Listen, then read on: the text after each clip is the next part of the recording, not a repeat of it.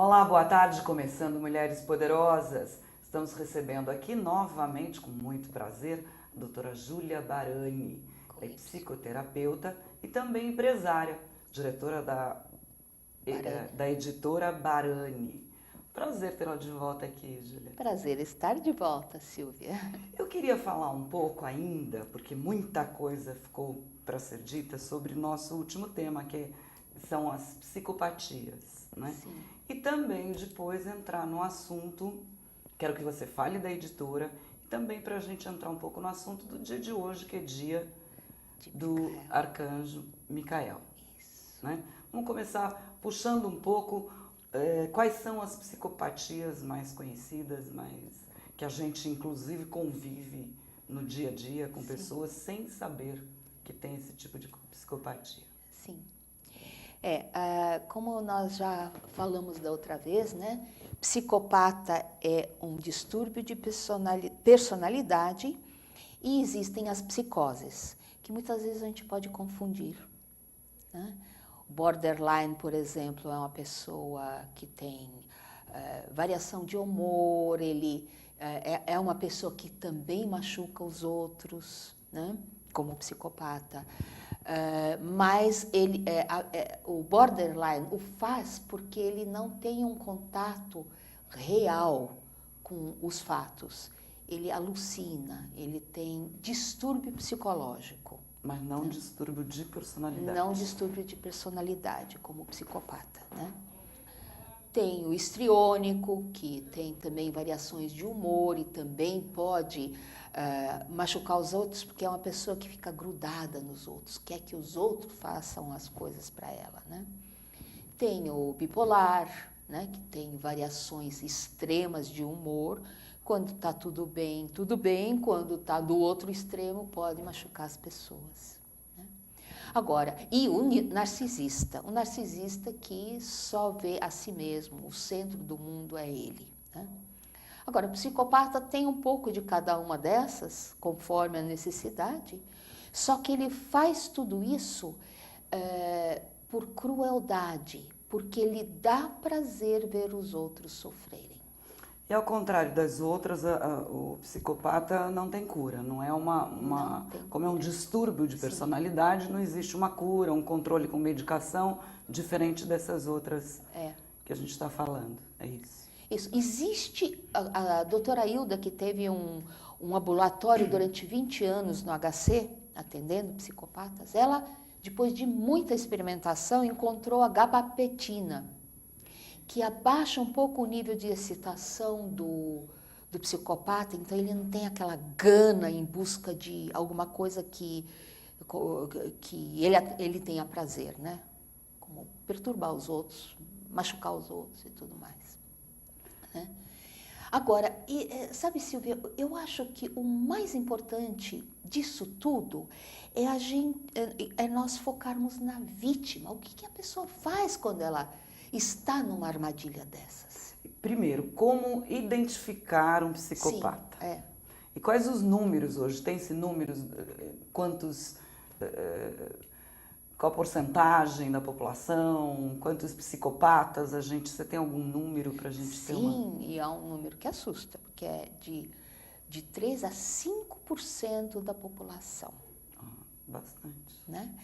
Como a doutora Hilda também dá esse exemplo, né? Você já viu alguma pessoa com vitiligo? Já, algumas pessoas. É a mesma porcentagem de psicopatas. Então, inevitavelmente, você já teve contato com pelo menos um. Né? E não sabe. Porque eles camuflam. Eles têm as mesmas reações, ou aparentemente as mesmas reações que todo ser humano normal. Como eu identifico esse psicopata? Primeiro tem que saber que existe, porque a gente não imagina que no meio de nós andem criaturas desse tipo, né? Criaturas que não têm, eu até chamo de criatura porque o ser humano é caracterizado pelo sentimento de empatia, amor, compaixão, responsabilidade. Todos nós temos pelo menos um pouco desses sentimentos. O psicopata tem ausência total. Total disso, mas ele finge. E como ele finge muito bem, isso é uma especialidade do psicopata, você pode confundir, né? O psicopata pode até chorar e não é lágrima verdadeira, é uma lágrima teatral, né? Então, como você detecta? Observando muito de perto, primeiro, a história de vida dele, né? Como é que foi a sua infância? Se você conseguir chegar a essa informação, você vai saber que já como criança ele foi uma pessoa difícil, indisciplinada, bullying, por exemplo, na escola, fazia confusão dentro de casa, punha um contra o outro e se divertia com isso. Por exemplo, põe a mãe contra o pai, né? A mãe acha, ou o pai pode achar, isso tem no filme, precisamos falar de Kevin, o pai acha que a mãe está exagerando, que o filho é uma maravilha, né? Porque com o pai ele é uma criança exemplar, mas com a mãe ele é uma pessoa Isso totalmente já é uma ao forma contrário. assim, muito elaborada de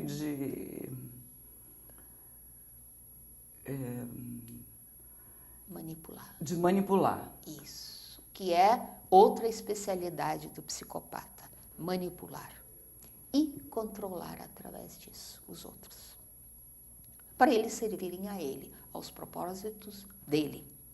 Porque o psicopata é o centro do universo dele. Só existe ele, os outros são meros elementos da paisagem ou seres que estão a serviço dele. Agora, voltando um pouquinho, o que acarreta essa psicopatia? Já se sabe? Esse distúrbio de personalidade nasce assim, se transforma ao longo do tempo? Como é que é isso, Júlia? Nasce assim. Ninguém se torna psicopata, tá? A não ser um caso muito raro em que houve um acidente cerebral e a parte desse sistema límbico, órbito frontal, foi afetada, que foi o Phineas Cage, um caso muito antigo, né? E foi estudado exatamente porque de uma personalidade pacata, amorosa, ele virou um monstro. Por quê?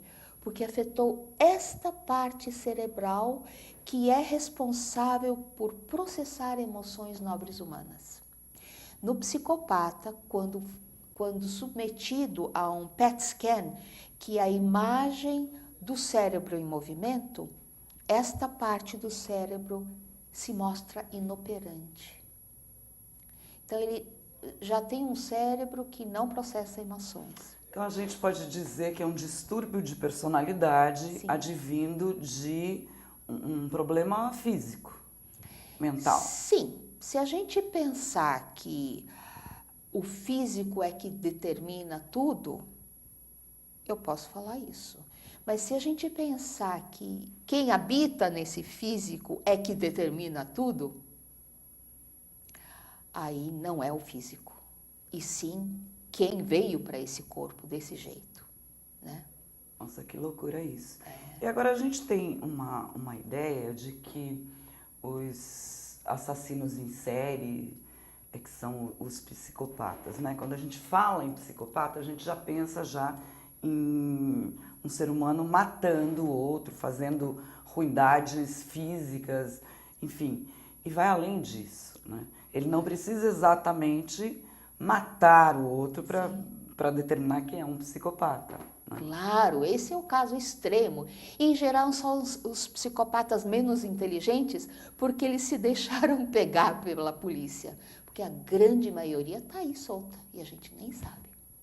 E pode chegar a matar. Você comentou vai lá atrás, pesquisa a infância, mas vamos dizer que você tenha no seu ambiente de trabalho uma pessoa que seja de difícil convivência e você acha de um comportamento bastante estranho, mas não dá para pesquisar porque o seu contato com ele, embora diário, é superficial. Isso. Como é que a gente vai caracterizar esse psicopata? Tá. Conduta. Psicopata mente, que é uma forma de manipular os outros através da mentira. Mesmo quando não precisaria mentir, ele mente, porque isso lhe dá Ele tem prazer, sabe? Puxa, consegui minha mentira ser aceita como verdade. Né? Então, um psicopata tem um currículo cheio de mentiras. Ele pode ser pego na mentira entre uma afirmação e alguns dias depois outra totalmente contrária àquela que ele falou antes. Né? Se você observar, você vai pegar o psicopata na mentira. E o que acontece quando você o confronta, né? Ou ela, tem mulheres também, o psicopata não se sente mal em ter sido pego na mentira. Né? Ele desconversa, ele arruma uma desculpa, ele vai, fala de outra coisa, escapa como um sabão, né? Assim. Porque o psicopata não tem remorso, não tem arrependimento, não tem noção de moral. Para ele tudo bem falar mentiras. Isso não é uma coisa ruim, porque não tem senso de moral. É uma criatura amoral, não é imoral. Quando você transgride algum preceito moral e depois se sente mal. Puxa, eu fiz isso, não devia ter feito. O psicopata jamais sentiria uma coisa dessas. Eu fiz, gostei de fazer e vou fazer de novo quando quiser. Né? É assim, psicopata. E ele se acha superior aos seres humanos. Esses seres humanozinhos ainda que sofrem com emoções. Eu não tenho nenhuma. Portanto, além de não poder ser curado fisicamente, se pudesse, ele não ia querer, ele não quer mudar. Ele gosta muito bem de si como ele é mesmo. E ainda por cima se acha superior. E no nosso local de trabalho é aquele que está em constante mentira, como você falou, é o que puxa o seu tapete. Isso. Sempre de forma muito sutil e inteligente. Isso. Né? Quais as outras características aí que você ele arquiteta planos, né? Presta atenção em como essa pessoa fala. Tem muito eu, meu, minha, porque está tudo centrado nele. Então ele vai usar esses pronomes o tempo todo. Vai falar de si. Pouco importa o outro. Pode falar um pouco do outro como estratégia. Ai, eu me compadeço tanto daquela criatura porque pobre. Porque é tudo muito elaborado. Né? Então, você pode perceber, às vezes, também reações emocionais que ele finge incompatíveis com a causa. Isso também você pode perceber se você for uma boa observadora. Puxa, agora ele está chorando, mas aquilo não é algo que faz as pessoas chorar. Né? E ele chora, ele faz de conta que aquilo emocionou. Então, sabe, a reação incompatível com o estímulo. Né? Ou algo terrível acontece e ele não tem nenhuma reação. Ou a reação dele vem algum tempo depois, ele percebe, puxa, todo mundo reagiu e eu não, então deixa eu reagir também. E fica meio deslocado, né, do tempo, do espaço, a reação. Agora, isso a gente está falando nesse momento do local de trabalho. Agora, esse psicopata, ele não está só, ele está convivendo, né? Ele está por aí, Sim. Ele está no dia a dia e ele tem relacionamentos, Sim. Como qualquer outro. Isso. Né? Então, muitas vezes ele casa para ter um aspecto de credibilidade. Eu sou um homem casado, ou eu sou uma mulher casada, né? Então, né, parece que isso lhe dá um papel respeitável. Tem até filhos, mas ele não se liga com os filhos como uma pessoa normal se liga, por amor, cuidado, né? Pode fingir, mas de vez em quando, e outras vezes não está nem aí. A mãe, por exemplo, uma mãe psicopata é capaz de deixar aquela criança chorando de fome e ela não está nem aí, capaz de largar a criança no berço e ir por aí atrás de homem, porque principalmente mulher psicopata e os homens também, eles têm o instinto sexual muito forte, que nem bicho, vai atrás. Precisa, vai atrás, não importa o resto, né? Então, uma mãe assim é capaz de deixar a criança no berço e ir embora.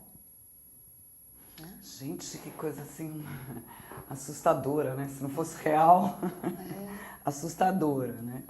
E aí a gente alerta para isso, para que você perceba sinais, porque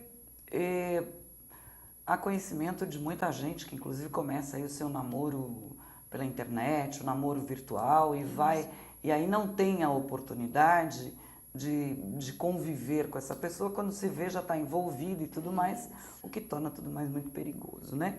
A pessoa imagina que ele está assim, ele é assim, essas atitudes, a princípio, são fruto de um relacionamento anterior. E a mulher, a gente percebe que nós, mulheres, temos uma estranha mania da gente achar que é capaz de dominar. Ah, mas comigo ele vai mudar. Eu sou a pessoa apropriada para ele e isso vai mudar. Ao contrário, não muda. Né? E é por ali também que o psicopata pega as suas vítimas, por sua vulnerabilidade, por sua empatia. Em geral, pega pessoas muito empáticas, que querem naturalmente ajudar os outros, se compadecem, porque ele se faz de vítima também, é outra característica importante. Ele sempre, ou ela sempre é a vítima. Existe a história bem melancólica da vida, essa é uma forma de se aproximar e chamar a atenção do outro. De capturar o outro. Capturar o outro. Né? O outro se compadece, se aproxima. Eu vou te ajudar. E aí, pronto. Prato feito, né? Para um psicopata. E o que ele faz com a vítima? Ele suga tudo o que ele pode. Primeiro, né, a primeira fase é de bajulação. Ele faz a vítima se sentir o centro do universo. Seja parceiro amoroso, seja um chefe, qualquer pessoa. Olha aí, gente, presta atenção nessas fases que eu acho muito importante, isso que a doutora Júlia está falando, porque são etapas que você que está aí assistindo a gente vai com certeza, porque da outra vez ela foi falando e eu fui identificando pessoas as quais eu convivi, então presta muita atenção nessas etapas aí. Então a primeira etapa é bajulação, elogios, atenção, assim, exagerada. Você nunca recebeu tanta atenção quanto você está recebendo desta pessoa agora, né? Nesse momento ele vai ganhar a vítima. Vai ganhar a vítima. E pega por onde? Pelo nosso afeto, pelo nosso amor. Ele faz a gente gostar, amar. E é quando nós estamos mais vulneráveis. Quando você está apaixonada, você está totalmente vulnerável, não é? E aí você não consegue mais enxergar. Apaixonou-se, e é um dos vínculos mais fortes que o ser humano tem, que é o vínculo afetivo, e num relacionamento amoroso é o amor, a paixão pelo outro. É o vínculo mais forte que você tem. Então ele te pega por ali. Você está apaixonada, pronto, está sob o poder dele. Essa é a primeira fase. Conseguiu fazer você se apaixonar ou gostar ou se ligar afetivamente, pronto, você está... Conseguiu entrar na sua vida. Isso. Esse é o primeiro passo. Gente, é importante porque os passos são sempre iguais. Serve para todo mundo, é um script. Né? Aí, a segunda fase, ele começa, ou ela começa a tirar coisas de você. Né? E você vai dando, porque você está apaixonada, você gosta da pessoa. Está envolvida. Né? Está envolvida afetivamente. Puxa, eu preciso de tal coisa, você pode me ajudar? Você ajuda. Preciso de tal outra coisa, você faz isso para mim, você faz. Você está, né? Aberta. indefesa nessa fase, né? E aí a pessoa, ele ou ela, vai tirando tudo de você, vai tirando. Relacionamentos, dinheiro. Se você tem dinheiro, nessa fase você perde tudo. E ainda você que dá. Né? Não é que ele rouba. Não, você que ele dá. Ele te induz a ir dando para você, né? tudo que tem. E vai dando. Capaz de passar a sua casa para o nome dele, a sua conta bancária, essas coisas todas acontecem nessa segunda fase, né? E ao mesmo tempo ele vai tirando todo o seu sistema de suporte. Família, amigos que poderiam talvez alertar você. Ele Todas vai as afastando. pessoas que são vistas como um empecilho, ele tem uma forma para que você se afaste. E você ainda não percebe nada. Nessa fase você não está percebendo nada. Aí na terceira fase, ele já tirou tudo que podia de você, ou ela. Então ele começa a achar defeito em você.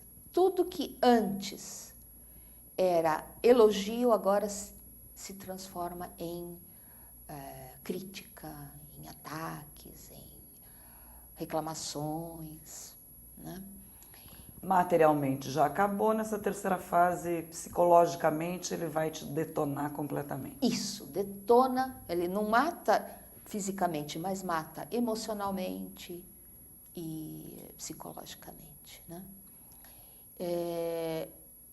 Tem aquela famosa técnica que eu chamo de salada de palavras. Discute, discute, discute, depois que terminou tudo aquilo, você pensa, mas do que se falou finalmente?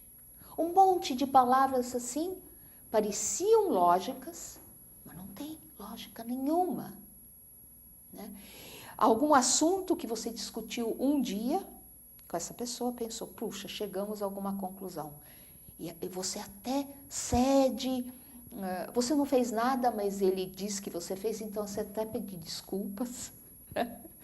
Só para a coisa ficar bem, porque você quer voltar àquela primeira fase maravilhosa que você viveu, né?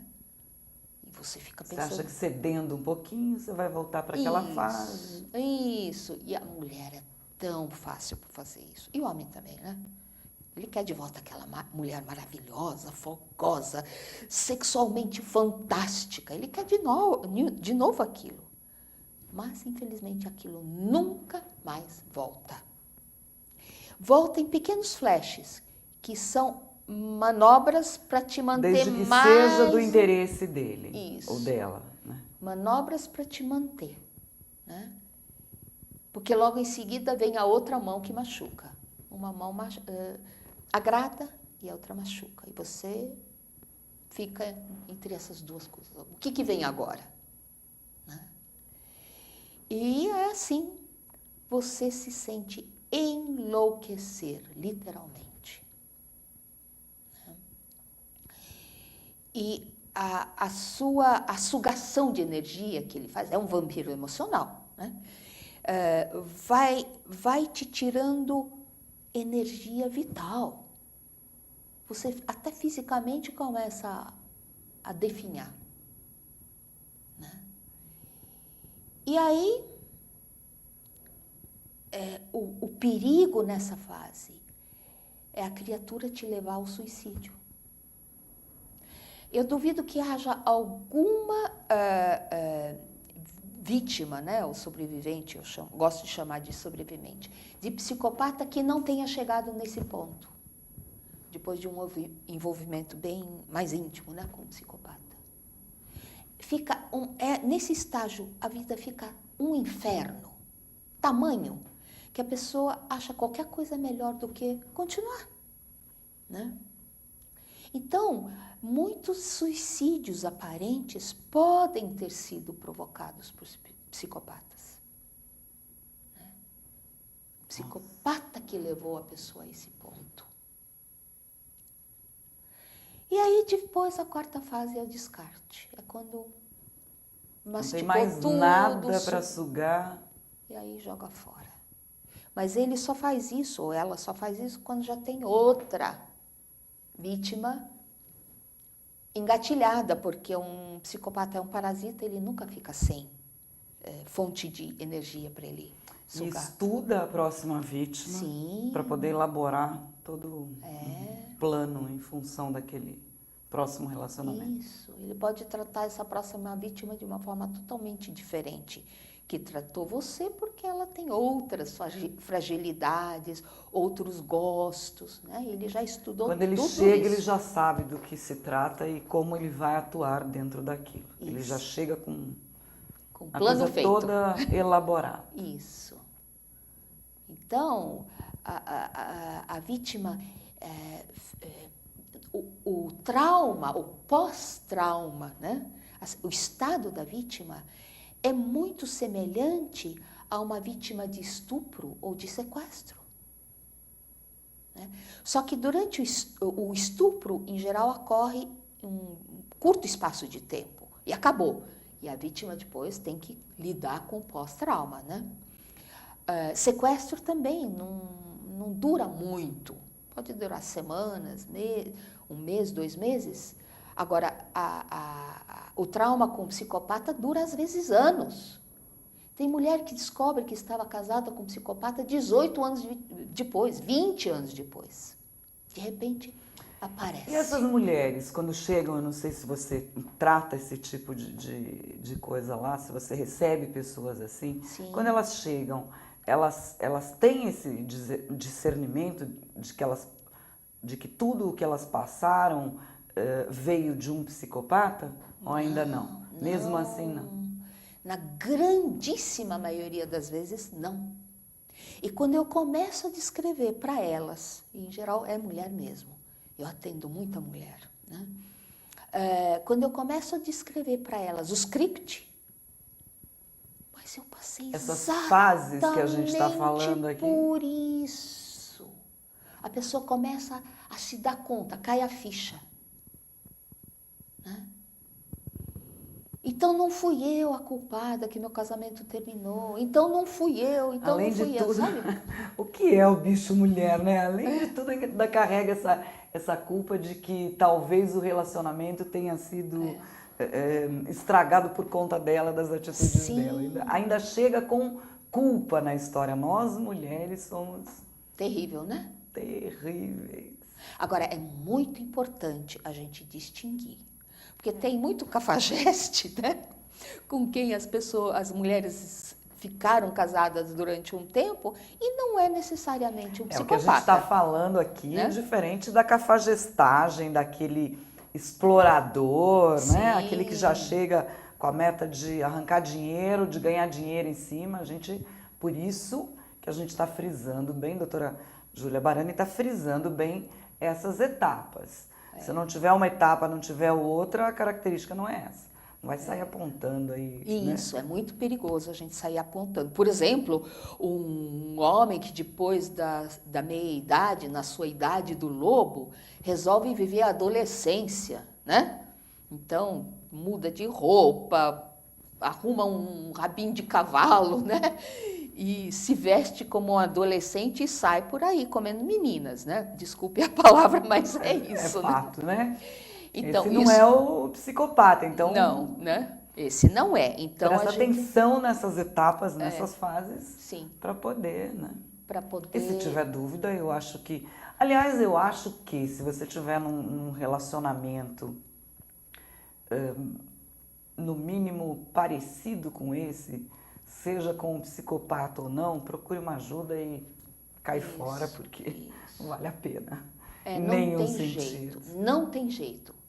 Não tem como você consertar um psicopata. Né? Ele não tem cura e ele nem quer se curar. Se houvesse alguma cura, ele não iria querer, porque ele se acha superior. Ele está muito bem do jeito que ele está. Houve um depoimento uma vez de um psicopata, olha só que interessante. Ele escreveu uma carta para uma das pessoas que tem vários sites, né? Então eu vi essa carta. Ele escreveu para ela que nós, os psicopatas, ele se acha, né? Eu agradeço muito a você por esclarecer o que é um psicopata, porque eu me identifiquei, eu sou um. E nós os psicopatas somos o futuro da humanidade, nós somos seres superiores. Ele escreveu isto exatamente. Né? Não se tem nenhuma dúvida de que eles se acham superiores. Sim. Né? Faz parte dessa característica. Né? Que coisa, então fica aí esse alerta, mais uma vez, para que você preste atenção. As pessoas às quais você convive, né? Nem sempre no seu local de trabalho. Agora, no local de trabalho, eu não posso descartar essa pessoa, a menos que eu seja o chefe. E mesmo assim, existem chefes que, se detectarem tudo isso, ainda vão dizer, mas ele é tão produtivo, porque é, né? Sim. Tem como característica, né? Aquele cara arrojado que, ainda mais se estiver na área de vendas, é convincente, elaborado, né? Sim. Mas eles nunca têm um projeto de longa duração, eles não aguentam. Eles já querem mudar logo, porque são criaturas entediadas, elas precisam o tempo todo de novidade. Né? Então não fica muito tempo no mesmo lugar, a não ser que haja alguma conveniência lá. Sabe? Ainda tem onde sugar, ainda tem onde controlar, aí fica. Incrível, né? A gente assusta até, mas é um fato, é uma realidade a qual a gente convive, que se você começar a prestar atenção, você vai perceber que é maior o número do que a gente imagina. Eu vou pedir um break agora, pode ser, Sweet? Os meninos...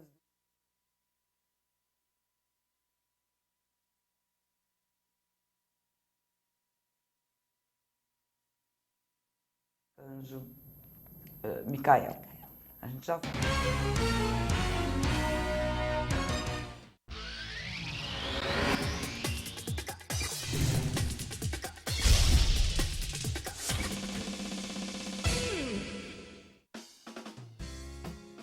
Você já ouviu falar na Lei de Zoneamento? Ela está em discussão na Câmara de Vereadores e existe para planejar melhor a nossa cidade. Definindo como vai ficar a sua rua, o seu quarteirão, o seu bairro, dizendo onde pode ter comércio, moradia, emprego ou áreas verdes. Quer saber mais? Acesse o nosso portal. Participe, uma cidade melhor também passa pelas suas mãos.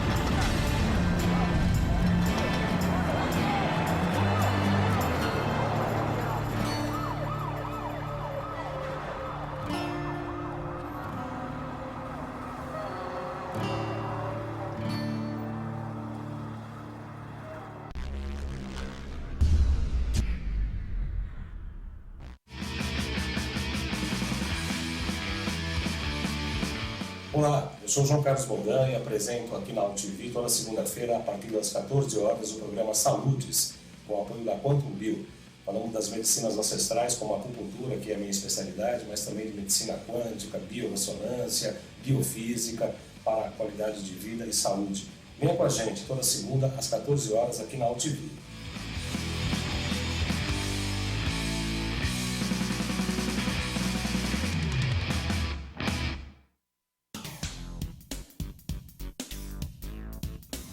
Sim, meus amigos, muito prazer, sou Sérgio Oliveira e estou aqui para lembrar vocês que toda segunda-feira, 9 horas da noite, eu estou aqui na TV da internet com o Futebol Alternativo TV.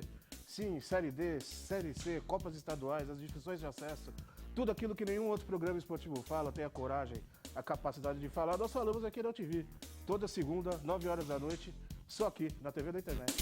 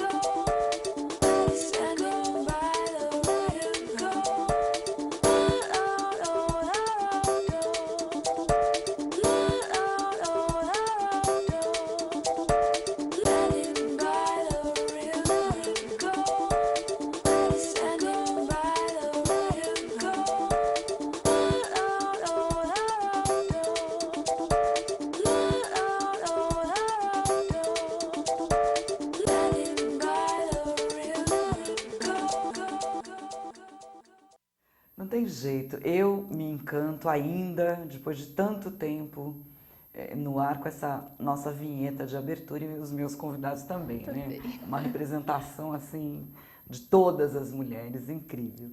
De volta aqui, conversando, nosso bate-papo, com a doutora Júlia Barani. Antes de ir para o intervalo, a gente estava falando do psicopata, todas as etapas e fases para se identificar um psicopata. E agora eu queria tocar no assunto.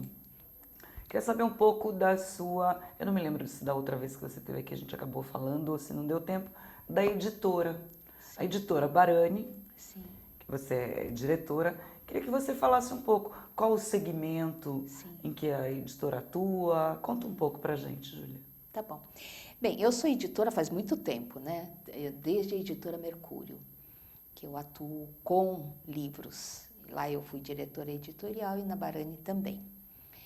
E o meu objetivo é abrir janelas para o mundo, como eu chamo, né? É um lema. Livro é uma janela que você abre, tanto para o mundo dentro de você quanto fora de você. E livro para ser livre também é outra frase que eu uso. E como é verdade, né? Incrível. Você livra e você liberta e você também se torna livre ao libertar o outro. E a mesma coisa com o livro, né? Quando você abre a janela, você também se liberta. Se liberta da ignorância, dos preconceitos, da falta de cultura, da falta de conhecimento, né? Então, eu sempre escolhi os livros com esta ocupação, né? Que os livros trouxessem alguma coisa para a pessoa, que a pessoa, ao entrar, antes de entrar neste livro e depois de sair do livro, quer dizer, depois de ter lido e passado por esse processo, ela levasse alguma coisa diferente para a vida dela, né? Então, 4 linhas editoriais que eu já defendia na Mercúrio, de quem eu também fui sócia fundadora, e como agora também na Barani. Autoconhecimento. Autoajuda é uma consequência do autoconhecimento. Ao você se conhecer, você pode se ajudar, né? Autoconhecimento com base científica. Por quê? Né? Por que eu tenho que perdoar, por exemplo? Aí você pode mostrar, existem livros que te mostram desde a modificação física que acontece, química dentro do corpo, seu corpo, quando você perdoa, quando você se liberta daquela mágoa, quando você solta aquele ódio, aquela raiva, aquela mágoa, né? E o quão leve a gente fica, né? De fato, né? A saúde, você abre uma porta para a sua saúde quando você faz isso. Então tem uma base científica até, para você perdoar, né? Então, autoconhecimento com base científica, espiritualidade sem vínculo institucional. Todos os caminhos para a espiritualidade são bons para aquele que o segue, né? Para mim é bom esse, para você é esse, para aquele é outro, né? Se você o segue e você se torna uma pessoa melhor, mais ligada ao mundo espiritual e não assim presa ao mundo material, tá bom. É pro bem. É pro bem, né?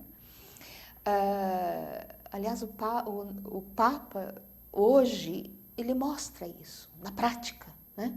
Com certeza. E outro veio, né, que eu exploro é educação dentro da família, não educação na escola, dentro da família, relacionamentos, pais e filhos, irmãos, e a família mais estendida. Porque aí está a célula da nossa sociedade.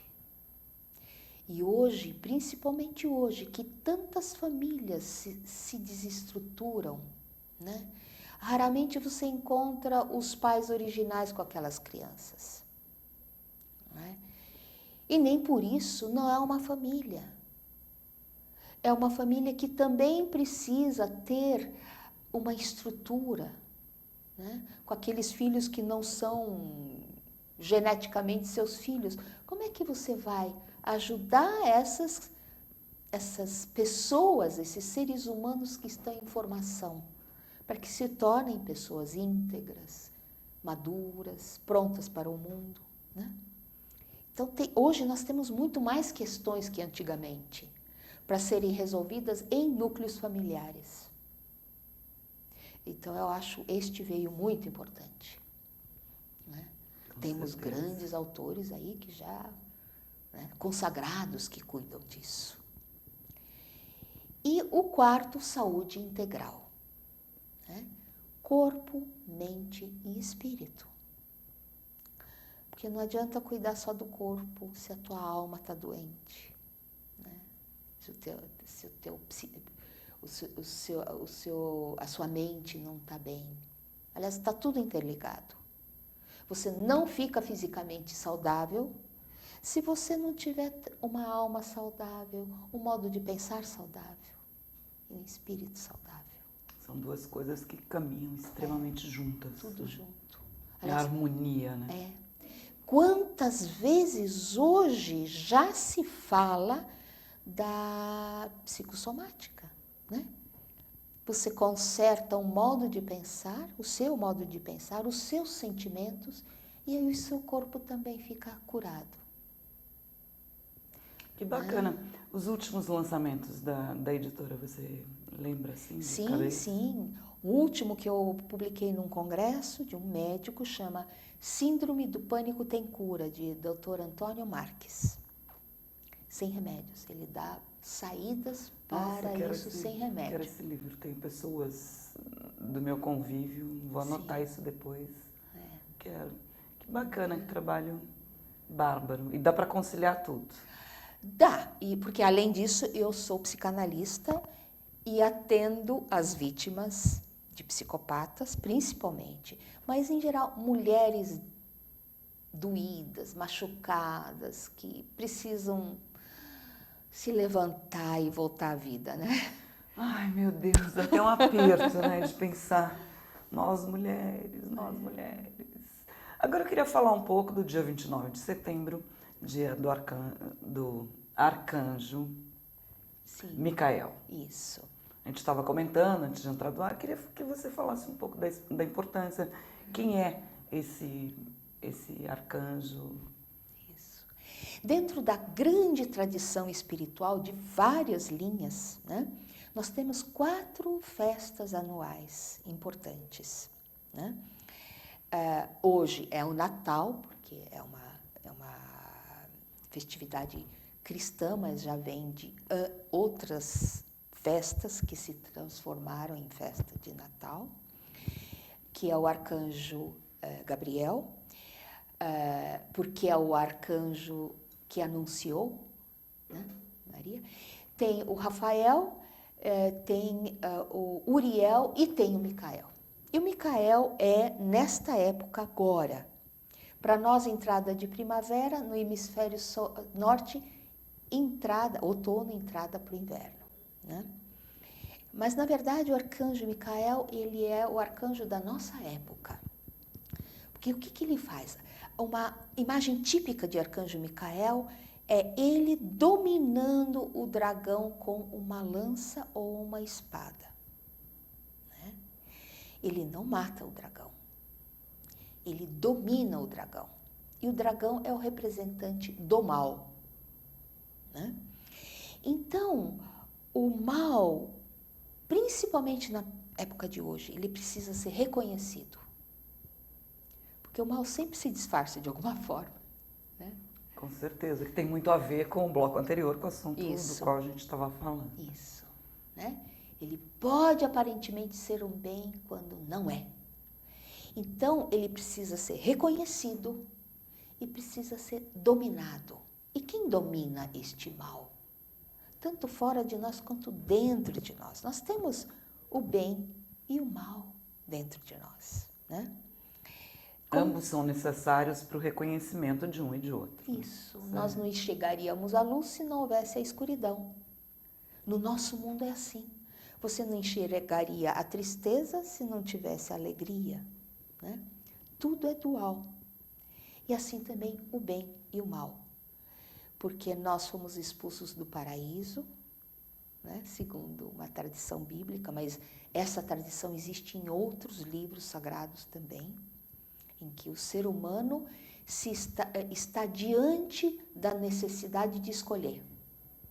E ele não vai saber escolher se não reconhecer o bem e o mal, qual que ele escolhe. Então essa é a importância desse arcanjo Micael nas nossas vidas. Isso.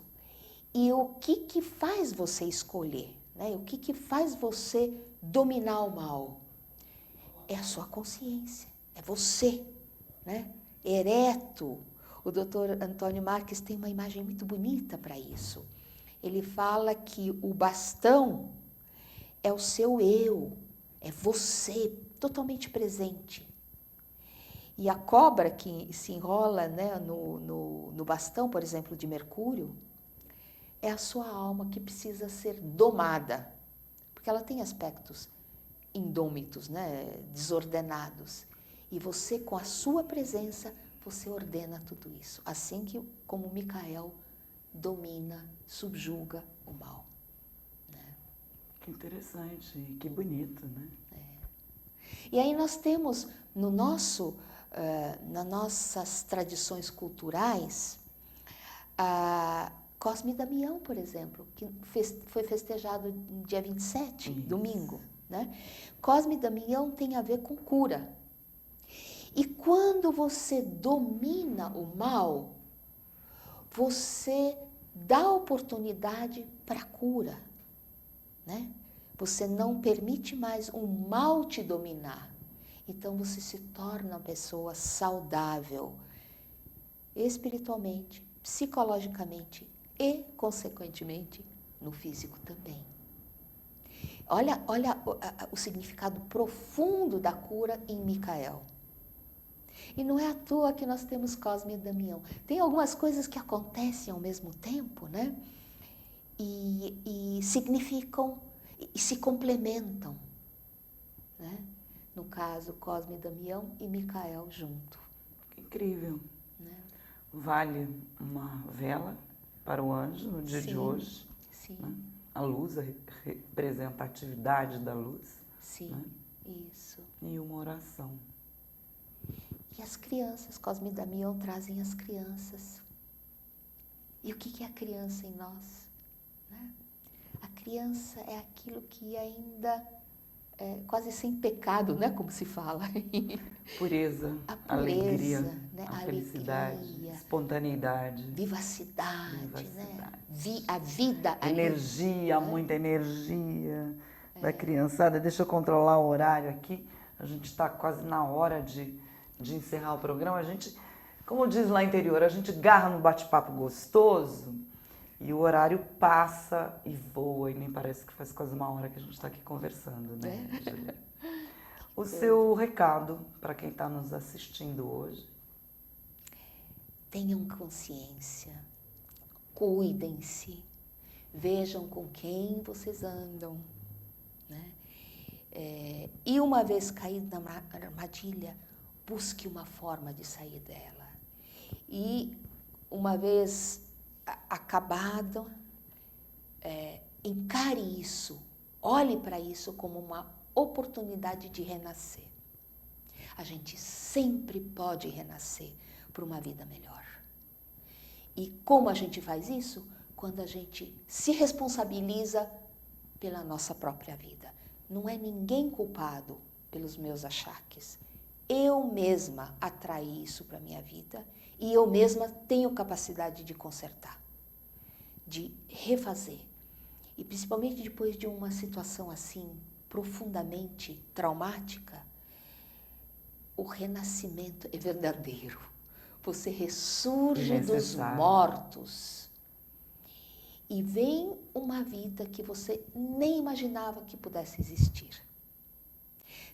Você, depois de um tempo, você até agradece. Porque sem isso você não teria conhecido toda a luminosidade que acaba vindo para a sua vida depois. Bárbaro isso, né? Adorei. Que bom tê-la aqui. Adorei. Que e volta bom. mais vezes. Sim, volta. Combinadíssimo. Combinado. Isso me lembra de uma frase, hoje eu vou terminar.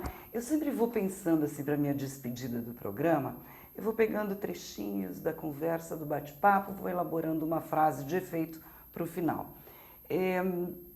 Hoje eu lembrei de uma bem popular, foge um pouco o meu estilo, mas acho que tem tudo a ver, combina e bem descontraída. Não se esqueça que todo chute na bunda te leva também para frente. Faça uso disso. Aqui a gente encerra. Semana que vem estamos de volta com um tema, com um bate-papo gostoso para você. Que a sua semana seja especial. Terça-feira que vem a gente está de volta. Beijinho, até lá.